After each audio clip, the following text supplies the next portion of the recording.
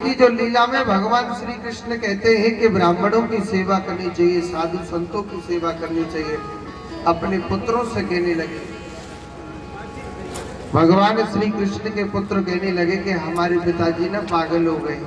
क्या होता है साधु संतों की सेवा से? देखो, कुछ भक्तों ने हमको सहयोग दिया है, मैं आपको बता देता हूँ।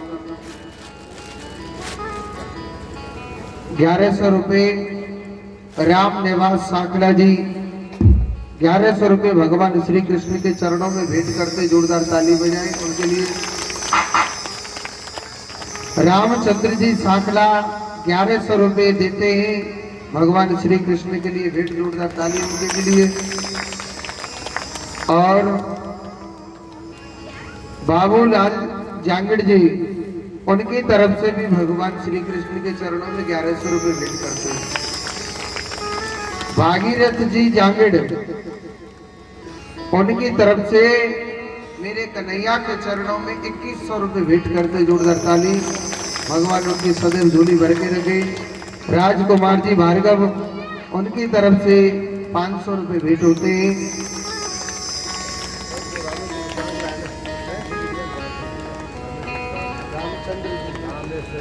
और रामेश्वर जी साकेला, उनकी तरफ से 500 रुपए भगवान को भेंटे। और एक भक्त है अपनी तरफ से, वो यहाँ से शायद बैठे तो हुए हैं, नाम क्या है स्वामी जी को? सुनो जी,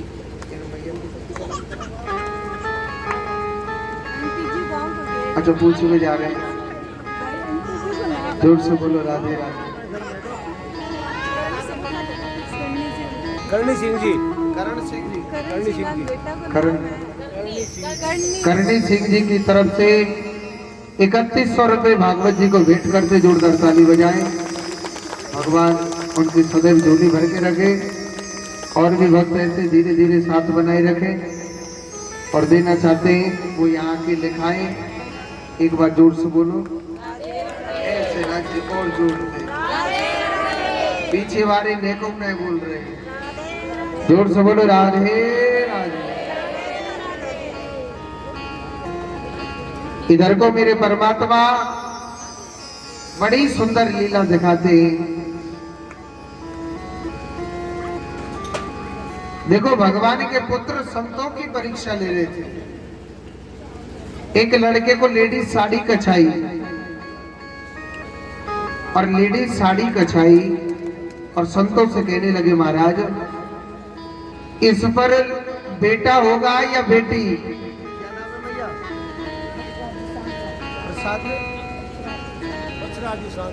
पक्षराज जी सांकला जी की तरफ से 500 रुपए भगवान को भेंट करते, जोरदार ताली बजाएं। तो इधर संतों ने देखा कि भाई ना तो ये स्त्री है जो हम बताएंगे बेटा होगा या बेटे। संतों ने देखा कि भगवान श्री कृष्ण के पुत्र हमारी परीक्षा ले रहे हैं। उन्होंने बताया कि न इस पर बेटा होगा न बेटी, इस पर एक ऐसा लोहे का मूसल होगा जो पूरे कन्हैया के कुल का नाश कर देगा। भगवान श्री कृष्ण को पता लगा कि मेरे कुल को श्राप लग गया है। भगवान के पुत्रों ने उस साड़ी को खोल के देखा तो वास्तव में उसका लोहे का मूसल निकला। उस लोहे के मूसल को समुद्र के किनारे घिसा था। उसकी जो कण है, जो उसकी रज है, वो एरका नाम की घास बन गई। एरका नाम की घास बन जाती है। जब वो एरका नाम की घास बन गई, भगवान ने अपने पुत्र पत्नियों से कहा कि जाओ आप समुद्र के किनारे तपस्या करो। वो तपस्या नहीं करते, वो आपस में लड़ने लग जाते हैं। कोई किसी में चाकू मारता है, कोई किसी में फरसा मारता है, कोई किसी में तलवार मारता है। भगवान का जितना बड़ा पुण्य था, सबका उस समुद्र में कट कट के सबका विनाश हो गया।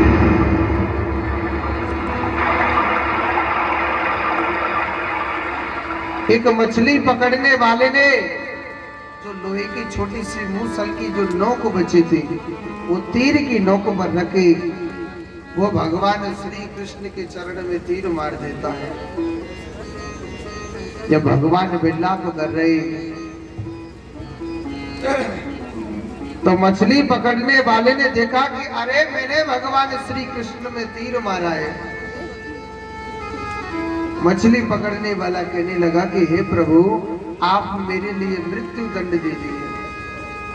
तो भगवान मुस्कुरा करके कहने लगे कि हे मछुआरे, जो जैसा करता है उसे भोगना ही पड़ेगा, कोई भी क्यों ना हो। मछली पकड़ने वाला कहने लगा कि हे केशव, आपने कौन सा बुरा कर्म किया था जो मैंने आपके चरण में तीर मारा है। भगवान कहने लगे, मैं पिछले अवतार में राम था और तू बाली था, मैंने भी तो तुझे छुप करके मारा। भगवान भागवत में लीन हो जाते हैं। कहते हैं कि जो जैसा करेगा उसे भोगना ही पड़ेगा, कोई भी क्यों ना हो। त्रेता युग की कथा सुनाई। परीक्षित जी महाराज कहने लगे, महाराज मुझे कलयुग की कथा तो सुनाइए ना, आपने 3 युगों की कथा सुनाई है। तो कलयुग की कथा बड़े ध्यान से सुनना। अभी कलयुग का प्रथम चरण चल रहा है। कौन सा चरण? प्रथम। दूसरा चरण अभी आने वाला है। कुछ कुछ लक्षण आ गए। क्या हुआ?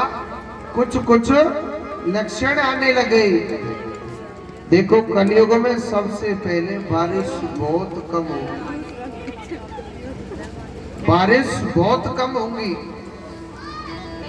कलयुग कैसा आएगा? जब बारिश कम होगी तो फसलें कम होगी। जब फसलें कम होगी तो लोग बाग भूखे मरेंगे। कलयुग ऐसा आएगा। कलयुग में गौ माता की लंबाई पता है कितनी बड़ी हो जाएगी? बकरियों के समान। आज की जो बकरी है ना, कलयुग में गौ माता की लंबाई ऐसी हो जाएगी जब घोर कलयुग आएगा। कलयुग कैसा आएगा? कलयुग ऐसा आना है कि आपने देखा है कि रोड पर कोई कुत्ता मर जाता है तो उसका कोई दाग संस्कार नहीं करता है ना। कलयुग ऐसा आना है कि इंसान रोड पर मरा पड़ा रहेगा, कोई दाग संस्कार करवाने वाला पैदा नहीं होगा। ऐसा कलयुग आना है। और कुछ कुछ लक्षण आ रहे,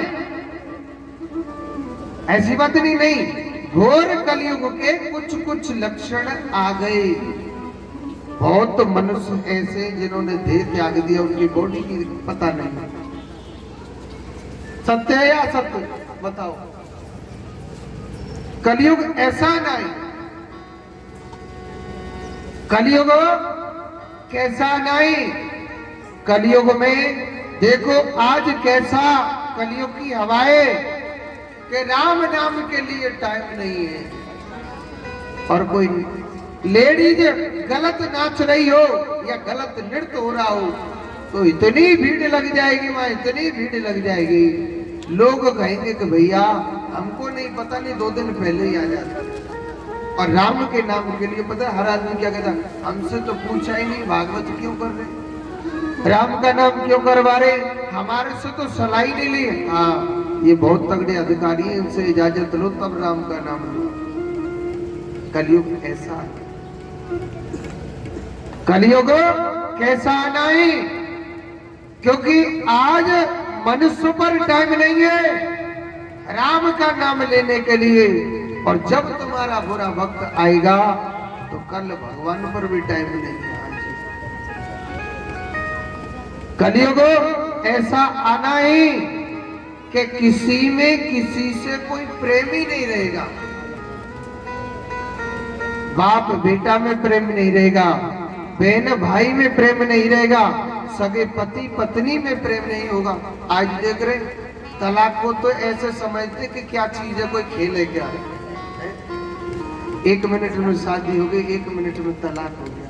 ये हमारे हिंदू धर्म की पहचान है। ये कलयुग के कुछ लक्षण आने लगे, क्योंकि किसी में किसी से प्रेम नहीं है। क्यों? क्योंकि मुझे भगवान पर विश्वास नहीं है, मुझे अपने धर्म पर विश्वास नहीं है, तो मुझे किस पर विश्वास होगा? भगवान उसके घर में कभी किसी की नहीं बनने देता। ऐसा घोर कलयुग आना है। एक बाप अपनी बेटी को बेटी की दृष्टि से नहीं देखेगा, इतनी घृण दृष्टि से देखने लगेगा। एक भाई अपनी बहन को बहन की दृष्टि से नहीं देखेगा, इतनी घृण दृष्टि से देखने लग जाएगा। ऐसा घोर कलयुग आना है।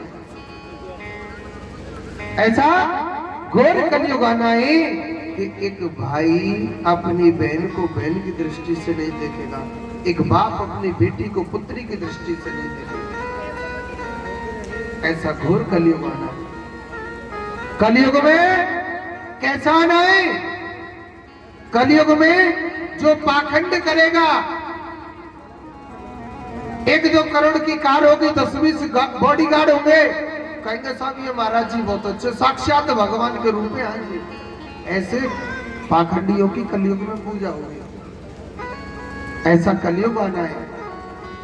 जिस महाराज के साथ में 20-50 बॉडीगार्ड हो, 10-20 गाड़ी आगे चल रही है, 100-200 गाड़ी पीछे चल रही है, ये संत बहुत तगड़े साहब, ये वास्तव में बहुत अच्छे संत हैं। ऐसे की पूजा होगी। कलयुग में सत्यवादी की पूजा नहीं है, मगर सत्यवादी कहते हैं कि सत्य की जीत होगी, सत्य सदा सत्य रहेगा। ऐसी बात नहीं है कि इस संसार में संत खत्म हो गए, कभी नहीं। एक छोटी सी मैं बात बताता हूं। आज से कुछ दिन पहले संत राम रहीम जी और आशा राम जी और कौन कौन से राम जी थे जो पकड़े गए थे, मगर ये नहीं है कि इस दुनिया में साधुता खत्म हो गई, नहीं। कलयुग का प्रतीक ही ये है। ऐसा नहीं है कि इस दुनिया में साधु खत्म हो गए या किसी स्त्री ने कोई गलत कर्म कर दिया है, तो ये नहीं है कि इस दुनिया में सब नारी बदचलन हो गई, नहीं, या सब नारी खराब हो गई, नहीं।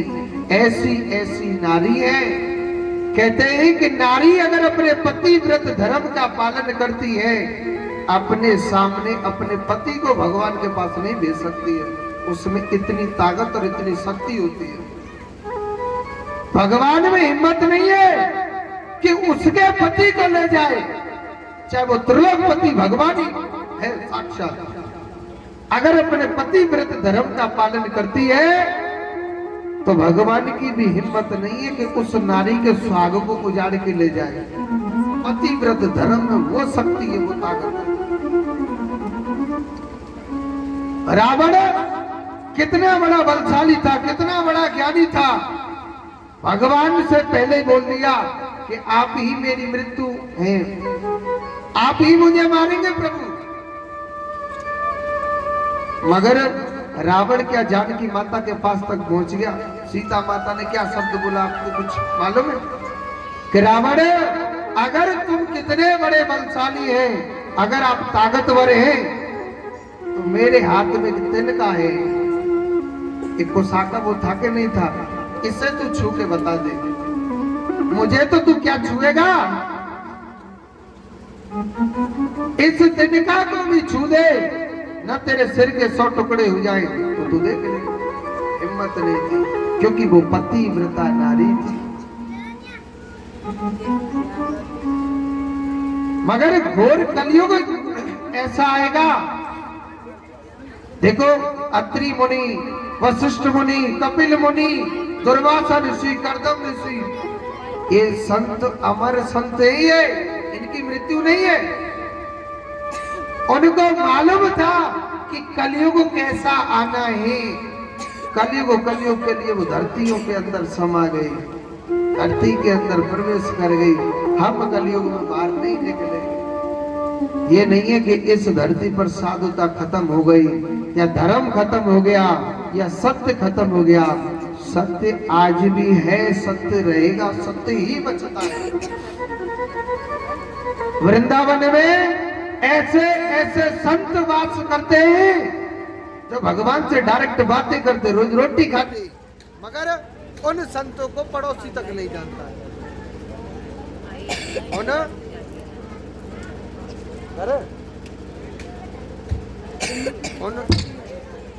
उन संतों को पड़ोसी तक नहीं जानता है। ऐसे ऐसे संत वृंदावन में वास करते। वो ऐसे संत नहीं है कि ताली बजा दी तो कबूतर बन गया, या ताली बजा दी तो हाथी बन गया, या ताली बजा दो तो पानी निकाल के ला रहे वो घी बन के आ रहा है। ये साधु की पहचान नहीं है, पाखंडता की पहचान है। ये नहीं है आप पानी लेके आ जाओ वो घी बन जाता है या ये हो जाता है। संत कभी चमत्कार नहीं दिखाता है, इसको पाखंड समझता है। वृंदावन में क्योंकि वो संत दुनिया को जनाने के लिए नहीं आए, ये दिखाने नहीं आए कि हम भगवान से बातें करते या भगवान के साथ खाना खाते। नहीं, वो तो सिर्फ भगवान के पास आए हैं। उन्हें अपना देह गोविंद के प्रति लगाना है। उनकी हार्दिक अपने मन की एक इच्छा, हे गोपाल हमारी मृत्यु हो तो तेरे चरणों में हो, संसार के साथ नहीं, संसार को देखने नहीं आई। ऐसा जब घोर कलयुग आएगा, और सुनो, जब 8 वर्ष की कन्या जब मां बनेगी तो भागवत में कहिए मगध देश बिहार में संबलपुर गांव विष्णु दत्त ब्राह्मण के घर में कल्की नाम से भगवान का अवतार होगा और भगवान पापियों का विनाश करके सत्य की प्रतिष्ठा कराएंगे। और सुनो, भागवत में ये भी कहा है कि जो मनुष्य राम का नाम लेगा उसे भूखा भी मरना पड़ेगा। राम का नाम लेगा, भागवत में कही है, उसे भूखा भी मरना पड़ेगा। ये भागवत कथा में कहा गया है। आज देखो, कहीं प्रेम है क्या? किसी को भी देख लो, चाहे भाई बहन हो, चाहे माँ बाप हो, चाहे बाप बेटा हो, अरे सगे पति पत्नी क्यों ना हो, है किसी में प्रेम? नहीं। क्योंकि जीव कहता है कि महाराज समय खराब है। जीव क्या कहता है? महाराज समय खराब आ गया। समय खराब नहीं, हम लोग खराब हो गए, हमारी सोच खराब हो गई है। मैंने आपको एक दिन बताया कि दूध पीने से ताकत आती है, बुद्धि आती है, अच्छी सोच बनती है, मगर दूध बेचने वाला घर घर घूमता है कि आप दूध ले लो, दूध ले लो, दूध ले लो, मगर कोई लेता ही नहीं है। मगर कोई लेता नहीं है। और दारू पीने से बुद्धि भ्रष्ट होती है, ये सबको मालूम है, ऐसी बात नहीं मालूम। दारू पीने से बुद्धि भ्रष्ट होती है, उसका कैरियर खत्म हो जाता है, उसकी सोच खराब हो जाती है, उसका धन बर्बाद हो जाता है। मगर दारू बेचने वाला एक दुकान पे बैठ के बेच रहा, वहां लाइन नहीं टूट रही, कहते महाराज समय खराब आ गया। समय खराब नहीं, हम लोग खराब हो गए, हमारी सोच खराब हो गई। कहने के लिए हम हिंदू हैं, कहने के लिए हम कौन है? हिंदू। हिंदू में कितना प्रेम होता है, कितना भाव होता है। अरे हम हिंदुओं में कभी एकता हुई है क्या? हमें एकता है क्या? किस चीज में एकता है? अरे अपने घर में एकता नहीं है, हम लोग बाहर जब एकता करेंगे। हमें धर्म पर विश्वास नहीं है, हम कभी धर्म के लिए आगे नहीं जाते। अरे कोई पिट रहा है, पिटने दो, फलाना मर रहा है, हमें क्या मतलब, हम तो पंडित जी हैं, हम तो राजपूत जी हैं, हम तो सैनी जी हैं, हम तो फलाने जी हैं। अरे ऊपर लिख रही है क्या में है? हम में खुद में एकता नहीं है। मुसलमानों में देखो, जब 5 टाइम नमाज पढ़ते हैं, चाहे वो कितनी भी बड़ी दुकान क्यों ना हो, अपनी दुकान को छोड़ करके अपनी मस्जिद में चला जाएगा। क्यों? क्योंकि उसे अपने धर्म पर विश्वास है, अपने कर्म पर विश्वास है। मगर हम हिंदुओं में धर्म पर विश्वास नहीं है, अपने कर्म पर विश्वास नहीं है। क्योंकि हम बड़े लोग हैं, 4 रुपए क्या कमा लेते, हम बड़े आदमी बन जाते, हमारे पास टाइम नहीं, क्योंकि हम बड़े लोग हैं। अरे बेटा मरेगो ना भाई, 2 भाषण पे सो के जावेगो, ऐसी बात ना कि नोटन की गड्डी पे सो के जावेगो। चाहे कितना भी बड़ा करोड़पति बन जाएगा तो उन्हीं लकड़ियों पर जलेगा। ऐसा नहीं है कि सोने के लकड़ियों पर जलेगा। तो जीव यानी हमारी सोच खराब हो गई है, हमारी खुद की मति खराब हो गई है, समय खराब नहीं। अरे पहले रात में चंद्रमा निकलता था, वो आज निकल रहा है। पहले दिन में सूर्य निकलता था, वो आज भी निकल रहा है। समय खराब नहीं, हम लोग खराब हो गए, हमारी सोच खराब हो गई है। हम समय खराब नहीं हुआ। दिखता है कि सामने कीचड़ का गड्ढा है, अरे जाऊंगा तो कीचड़ में नहीं डूबेगा। आप कितना भी भजन करो कि हे भगवान इस कीचड़ से बचा दो, कीचड़ से बचा दो, भगवान ने बुद्धि दी, काहे को सोचने के लिए दी कि नहीं दी?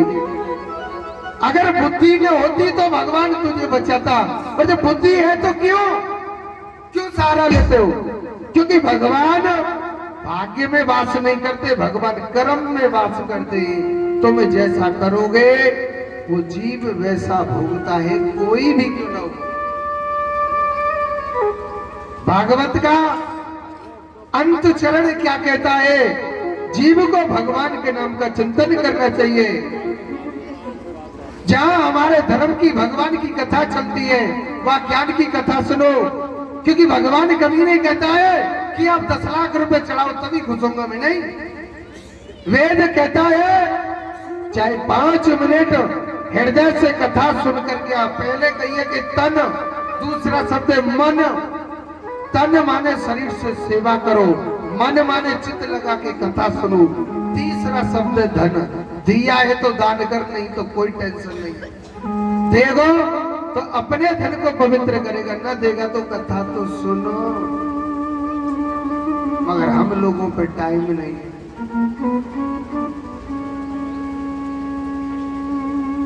अपने जहां भगवान की कथा चले, भगवान का सत्संग चले, भगवान का, ये बहती गंगा है, ये रोज नहीं आती है, ये आई बड़े भाग्यों से। कल का क्या पता कि कल हम कथा सुनेंगे? अरे कल की पता कि हम रहेंगे कि नहीं रहेंगे? तभी तो गई थी, काल करे सो आज कर, और आज करे सुगम, पर में पर ले होगी तो बहुरी करे गोकम। जो काल की सोचे, जो इंसान सोचता है कि महाराज हम तब भागवत कराएंगे, या कल भागवत कराएंगे, या कल ये करेंगे, या आगे जाके हम भगवान को नाम लेंगे, वो जिंदगी में कुछ नहीं कर सकता।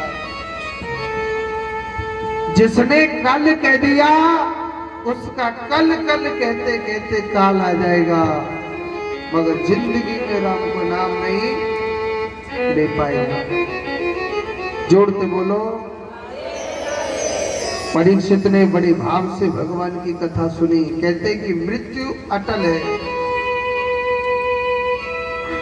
मृत्यु से कोई नहीं बचा, अटल है। वही राजा परीक्षित को तक्षक नाक से डस गया था, और सुखदेव जी महाराज कथा सुना करके सीधे निकल जाते।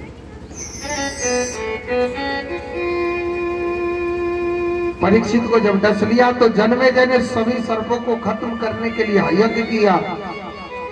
वही तक्षक नाग इंद्र आसन सहित आ रहा तो आस्तिक मुनि जी ने रोका और जन्मेजय को यही समझाया कि बेटा मृत्यु से कोई नहीं बचा, मृत्यु तो सबको आनी है, मगर कहते हैं आप इस ग्रस्त जीवन में रहते हो, आपको 5 यज्ञ तो रोज करने चाहिए। माताओं ध्यान से सुन लेना, देखो स्त्री घर की लक्ष्मी है, वो चाहे अपने घर को स्वर्ग बना सकती है और वो चाहे अपने घर को नरक बना सकती है। वेद क्या कहता है, अगर जिस स्त्री ने अपने सास ससुर की सेवा करी है, तुम्हारी संतान तुम्हारी जरूर जरूर जरूर सेवा करेगी। और जिस स्त्री ने कभी अपने सास ससुर की सेवा न करी, कितनी मंदिर में घंटी बजा ली या कितनी भागवत सुन ली, जो अगर तुम्हारी सत्ता में सेवा कर दे तो ये मेरी गारंटी है। आने वाला फल क्या है, आने वाला कहते ना कि जैसो करेगो वैसो ही फल मिलेगो। फल कौन है, केला सेवते फल नहीं के में, फल कहते हमारी संतान से, अपने आगे के भविष्य से, आने वाले समय को ही फल कहा जाता है। बहुत माता कहते हमारी सास बड़ी महाराज कड़क है। अरे आज की सास कड़क न है, कल की बड़ी कड़क है, तो 3-3 दिनों तक बहु रोटी नहीं खाऊंगी। आज की तो इतनी नरम है गई कि अगर ये गिलासों टूट जाए तो सास डर पे तो बहू तो ना लड़ेगी। सत्य है या सत्य? मगर देखो, अगर आपने अपनी सासू का या अपने ससुर का या अपने माँ बाप का गुस्सा सहा है, उनका दुख झेला है, तो तुम्हारी संतान तुम्हारे झेलेगी। मानी आप उनको फटकार दो, समय देख लेना। कहते हैं कि प्रत्यक्ष के लिए प्रमाण की जरूरत नहीं है, आप सोच करके सोचो कि फलाना आदमी अपने सास ससुर को रोटी नहीं दे रहा, आज उसे रोटी मिल रही है कि नहीं मिल रही है, ये पक्की देख लेना बात। प्रत्यक्ष के लिए प्रमाण की जरूरत नहीं, मगर कहते हैं कि 5 यज्ञ रोज करने चाहिए। 5 यज्ञ कौन कौन से? रोटी तो सब खाते कि नहीं खाते, रोटी खामे के ना खामे रोज। तो पहली रोटी हमारे हिंदू धर्म में गौ माता के लिए जानी चाहिए। और सुनो, आज तुम्हारे हाथ चाबी कर लीजो कछुदार, पीछे जो मत सोचो कि मेरा छोरा मेरे कब्जे मेरे को। हाँ, मैं तो साफ कहता हूँ, बुरी लगे तो मेरी बात मुंह को दे दियो, अच्छी लगे तो ग्रहण करियो। आज है सो राजे, कल की कोई पता नहीं, हम मरे जीवे कल को का हुए हैं। पहली रोटी अपने हाथों से गौ माता के लिए खिलानी चाहिए। आप खिलाओगे आपको मिलेगी। आप सोचे कि बहू के हाथ दे 4 दे, वही खवान दो, वही बैकुंठ चले जावे। आप खिलाओगे आप ही को मिलेगी। पहली रोटी हमेशा गौ माता के लिए खिलानी चाहिए। कितने ये हो गए? 1। अग्नि पे सब भोग पकाते कि नहीं पकाते? अब तो गैस पे पकाने लगे अग्नि, तो उसे कहते जो छाने किया, मगर थोड़ा सा चा गैस पे ही रख दो। अग्नि माता को भोग लगना जरूरी है। जिसके घर में अग्नि माता पर नित्य प्रतिदिन भोग लगता है, उसके पितृ कभी दुखी नहीं रहेंगे, उनके घर में कभी पितृ दोष नहीं होगा। अग्नि पर भोग लगाने से जिसके घर में कले कले सोता है, छोटी छोटी बातों पर झगड़ा होता है, वो कभी नहीं होगा। कितने यज्ञ हो गए? 2। थोड़ा सा दलिया हमेशा अपनी छत पर डाला करो, ताकि पंछी कीड़े मकोड़े कोई भी आवे वो ग्रहण करेगा। कितने यज्ञ हो गए? 3। थोड़ा सा दलिया जब भी शाम के समय आप कहीं घूमने के लिए जाएं तो कीड़ी नगरा कहते हैं ना, कीड़ियों को लिए डालना चाहिए। कितने यज्ञ हो गए? 5वां यज्ञ तो है वैसे मछलियों को आटा, मगर राजस्थान में मछली कहाँ है? आदमी पानी को तड़फड़ा रहे, मछली की तो बात है। मगर कहते हैं एक रोटी हमेशा कुत्ते के लिए खिला दो। कितने यज्ञ हो गए? 5 यज्ञ। इन 5 यज्ञों को कोई करता है, छोटे छोटे मनसा पाप लग जाते हैं। मनसा पाप किसे कहते हैं पता? आप अपने घर से यहाँ तक आए कथा सुनने, आपको मालूम है हमने कितनी कीड़ी मकोड़ी मारी, इसको कहते मनसा पाप। ये सब नष्ट हो जाते हैं। ना घर में अन्न धन की कमी आती है। अन्न सबसे बड़ा दान है। आपने किसी भूखे को भोजन कराया, यही मिलेगा, अन्यथा कछु नहीं मिलेगा। करण ने सोनो दान करो, करो के नहीं करो? करण कहने लगा हाँ महाराज मेरे काज दियो, का दान करो? मन में तो सोना दान किया। धर्मराज ने कहते सोने के कमरा में डालते रहिए खाता। मगर एक भूखे ब्राह्मण को भोजन कराया था तो एक घड़ी उसे राज मिला था, राजपाट। तो सोचने लगो एक घड़ी में तो मैं जन क्या क्या कर दूंगा। एक घड़ी में उसने कह दिया मुझे कुछ नहीं चाहिए, अखंड भंडारा चलने दो। तो उसी प्रकार अन्नदान सबसे बड़ा महादान है। एक बार जोर से बोलो। देखो समय का अभाव देख करके आपको जो कथा सुनाई और इसमें कुछ गलती सलती हो गई हो, मैं आपका छोटा सा बालक हूँ, मुझे क्षमा कर देना। मेरे साथ में जितने भी ब्राह्मण हैं इनसे भी कोई 7 दिन में कोई त्रुटि हो गई हो तो मैं आपसे क्षमा चाहता हूँ। एक बार हाथ जोड़ लो, मेरे नहीं कन्हैया जी के। हाँ। सभी जोर से बोलो। मंत्रहीनम क्रियाहीनम हे गोविंद भगवान, मैं आपके मंत्रों से हीन हूँ और मैं आपकी क्रिया से भी हीन हूँ। भक्तहीनम जनार्दन, हे प्रभु ना ही कोई आपकी भक्ति जानता हूँ। यज पूजता मया देव परिपूर्ण तदस्त में, इस पूजा में कोई कमी रही है तो, कोई त्रुटि हुई है तो, कोई गलती हुई है तो आप ही इसको पूरा करना।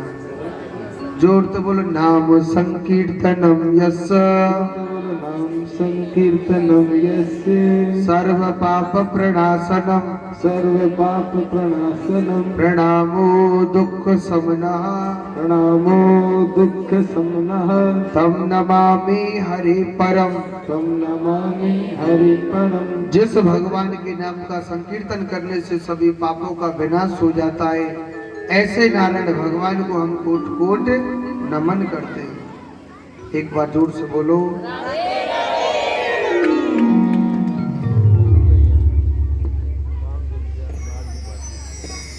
और 500 रुपए लालजी भाटी जी की तरफ से जोरदार ताली बजाएं।